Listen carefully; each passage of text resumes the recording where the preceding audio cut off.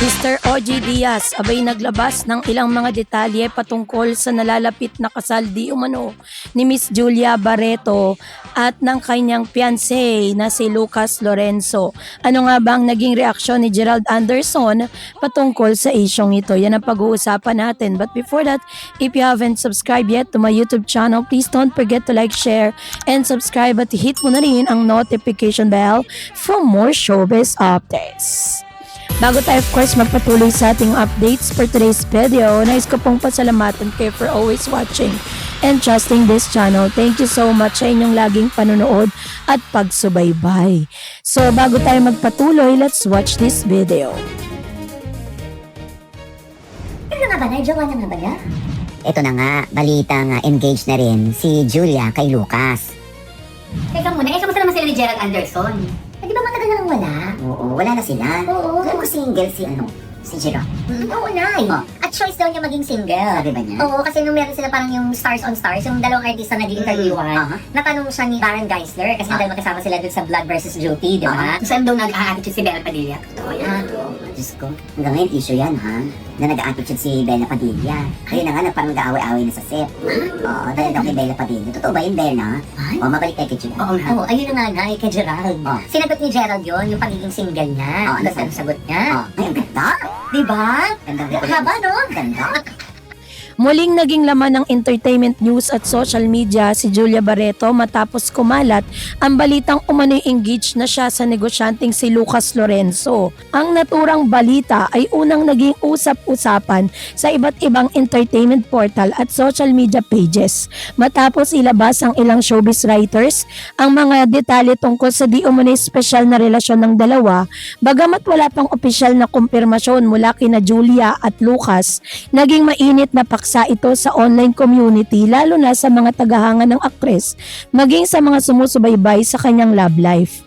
Ayon sa mga ulat, si Lucas Lorenzo ay isang kilalang negosyante at kabilang sa prominenteng pamilya Lorenzo na may kaugnayan sa negosyo at hospitality industry sa Pilipinas. Siya ang kasalukuyang Chief Executive Officer o CEO ng Restaurant Concept Group Incorporated o RSGCI. Kumpanyang may hawak sa ilang kilalang restaurant brands gaya ng Barcino, Bluesmith, Meat Depot at Single Origin. Bukod sa pagiging negosyante, kilala rin si Lucas bilang isang equestrian o horse rider. Mas naging kapansin-pansin ang usapin dahil sa mga koneksyon ng pamilya Lorenzo sa pamilya Barreto. Ang kapatid ni Lucas na si Basi Lorenzo ay asawa ng kapatid ni Julia na si Claudia Barreto. Habang ang isa pa nilang kapatid na si Mateo Lorenzo ay asawa naman ng aktres na si Erich Gonzalez.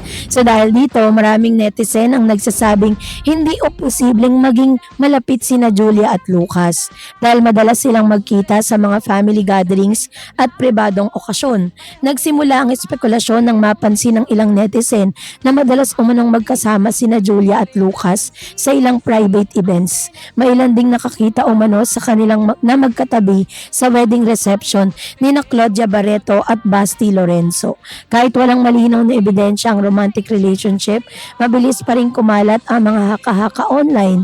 Sa social media, may mga fans na agad kinilig sa posibilidad ng kanilang relasyon, habang ang iba naman ay nagtanong kung totoo ngang hiwalay na sina Julia at aktor na si Gerald Anderson. Sa mga nakaraang taon, kilala si Julia Barreto bilang isa sa mga pinakasikat na aktres ng kanyang henerasyon. Nagsimula siya bilang child stars or actress at kalaunan ay naging bida sa maraming teleserye at pelikula. Kabilang sa kanilang mga matagumpay na proyekto ang Beans and Cat and James, Love You to the Stars and Back at Unexpectedly Yours. Bukod sa kanyang talento sa pag-arte, naging sentro rin siya sa maraming kontrobersya at usaping may kinalaman sa kanyang personal na buhay. At isa sa pinakamatagal na pinag-usapan sa kanyang love life ay ang kanyang relasyon kay Gerald Anderson. Naging kontrobersyal ang kanilang pagsasama noon, itong lumabas sa publiko dahil sa pagkakadawit sa breakup issue ni na Gerald at Bea Sa kabila ng mga batikos noon, tumagal din ang relasyon ni na Julia at Gerald ng ilang taon. Gayunpaman nitong mga nakaraang buwan ay nagsimulang lumabas ang mga chismis na hindi na umano maayos ang kanilang relasyon. May ilang entertainment reporters at vloggers na nagsabing si Julia umano ang unang nakipaghiwalay kay Gerald. Ayon sa mga lumabas na ulat, matagal nang hindi makikitang magkasama ang dalawa sa mga pampublikong okasyon. Napansin din umano ng mga fans na bihira na silang mag-post tungkol sa isa't isa sa social media. Bagay na lalong nagpalakas sa spekulasyong hiwalay na sila. Sa gitna ng breakup rumors, lumitaw naman ang pangalan ni Lucas Lorenzo bilang di umano'y bagong espesyal na tao sa buhay ni Julia. Maraming netizen ang nagsabing tila upgrade umano ito para sa aktres dahil mula raw sa isang mayaman at respetadong pamilya ni Lucas. Sa Reddit at iba pang online forums, makikitang hati ang opinyon ng publiko. Ang ilan ay nagsasabing mas bagay umano si Lucas kay Julia dahil pribado at business-oriented ang lifestyle nito. Ngunit mayroon ding nagsasabing hindi dapat agad paniwalaan ng mga chismis hanggang walang kumpirmasyon mula mismo sa dalawa. Sa kabila ng mga usap-usapan, may mga source namang nagsabing walang katotohanan ang balitang engage o magkarelasyon sina Julia at Lucas.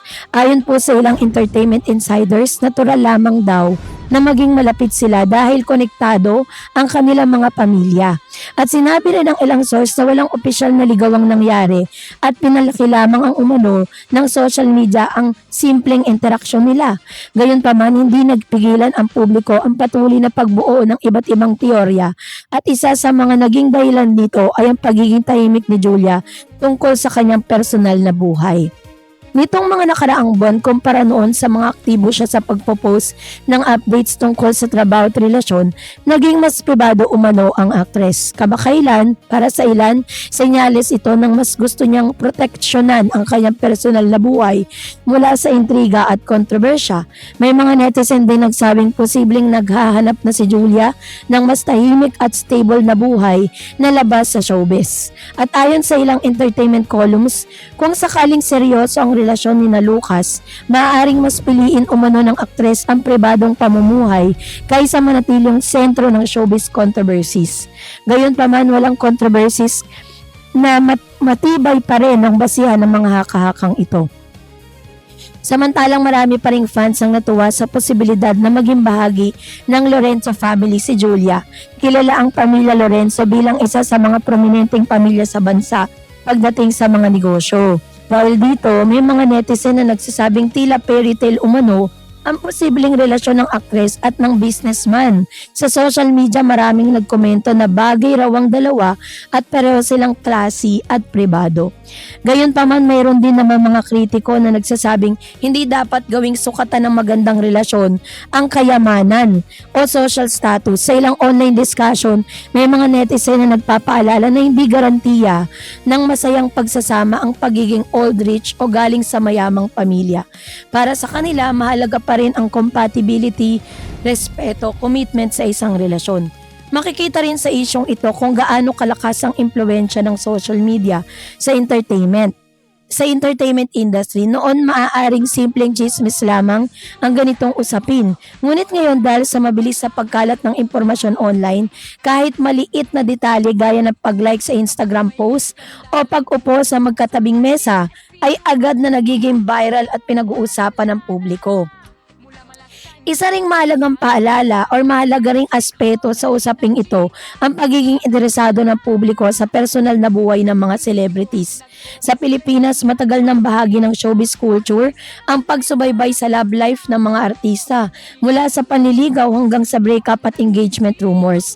Laging interesado ang publiko sa mga ganitong balita. Ang pamilya Barreto ay matagal nang naging sentro ng entertainment industry at kilala sina Gretchen Claudine Marjorie Barreto bilang ilan sa mga prominenteng personalidad sa showbiz. Dahil dito, natural lamang na maging laman ng balita ang bawat miyembro ng kanilang pamilya. Si Julia bilang isa sa pinakasikat na bagong henerasyon ng Barretos ay matagal ding nababantayan ng publiko at media. Kaya naman sa kasalukuyan wala pang opisyal na pahayag si Julia at Lucas Lorenzo tungkol sa issue ng engagement. Hindi rin direktang kinumpirma kung may romantic relationship na nga ba sila. Dahil dito ay nananatiling haka-haka lamang ang lahat ng kumakalat na online. Gayunpaman hindi may kakailan na naging malaking usapin ito sa entertainment world at social media community. Sa huli, pinapakita ng isyong ito kung gaano kabilis mabuo at kumalat ang mga balita sa panahon ng digital media. Kaya naman sa ngayon ay hindi pa rin po kumpirmado kung totoo talagang may engagement na naganap or talaga bang magkarelasyon na itong si Lucas, no, the millionaire or billionaire kay Julia Barreto. So dahil dyan, umaasa pa rin ang mga Julia and Gerald na mayroon daw comeback. So kayo po, ano po ang inyong saloobin patungkol dito? Mag-comment kayo sa comment section. And that's it for today. For more videos and updates, please don't forget to like and subscribe. And please don't forget to follow my Facebook page, Dareds TV and Dareds channel. God bless everyone.